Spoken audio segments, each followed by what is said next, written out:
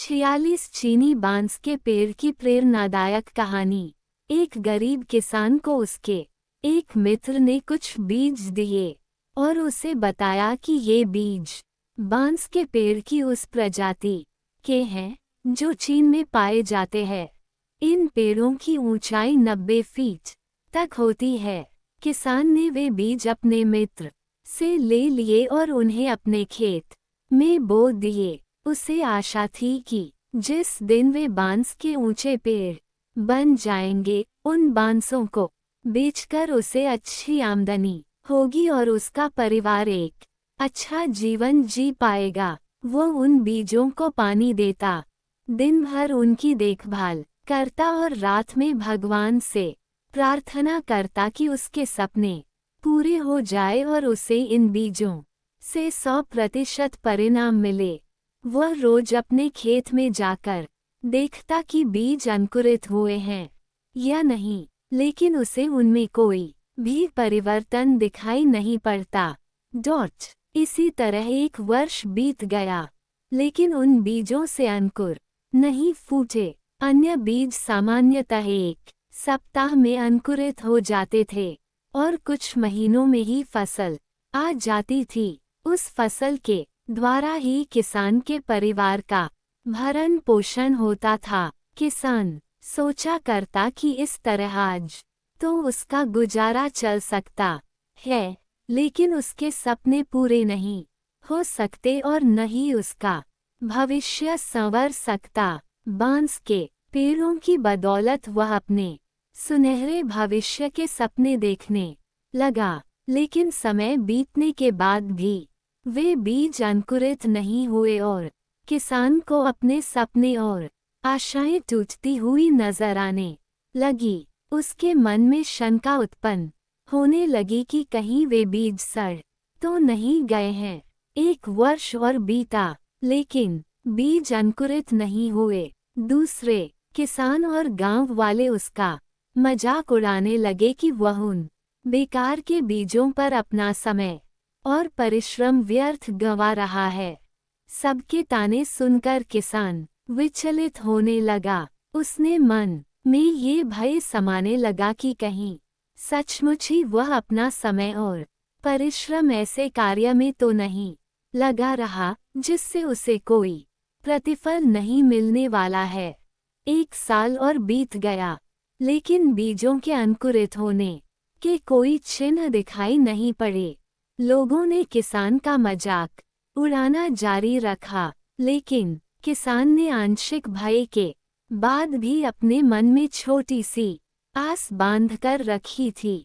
इसलिए उसने लोगों की बातों को दरकिनार कर उन बीजों की देखभाल करना जारी रखा। ऋतुएं बीतती गई और किसान एक चमत्कार की उम्मीद में बीजों को रोज पानी देता रहा और उनकी देखभाल करता रहा। लेकिन 4 साल बीत जाने के बाद भी एक भी बीज अंकुरित नहीं हुए, जिससे किसान की उम्मीदें थोड़ी और कम हो गई। लेकिन फिर भी वो उन बीजों को पानी देता रहा। यद्यपि समय के साथ किसान की आशा कम होती चली जा रही थी, लेकिन भगवान पर उसका विश्वास अटल था।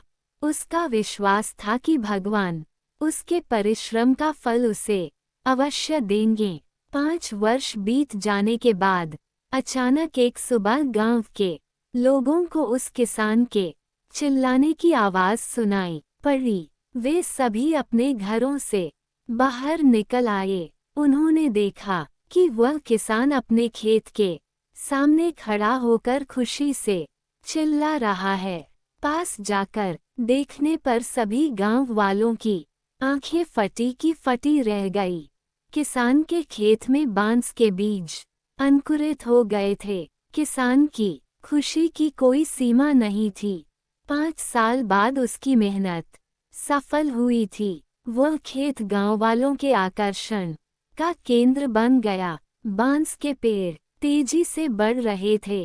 5 feet, 10 feet, 0.20 feet, 0.50 feet, 70 feet, 0.80 feet और 90 फीट 5 सालों से खाली पड़ा किसान का खेत मात्र 5 सप्ताह में 90 फीट बांस के पेड़ों से भर गया। इस चमत्कार को देखकर सभी दंग थे। उधर किसान खुशी से फूला नहीं समा रहा था। वे बांस के पेड़ न केवल उसके परिवार का बल्कि उसकी कई पीढ़ियों का भरण पोषण करने वाले थे। वह रह रहकर भगवान का धन्यवाद कर रहा था।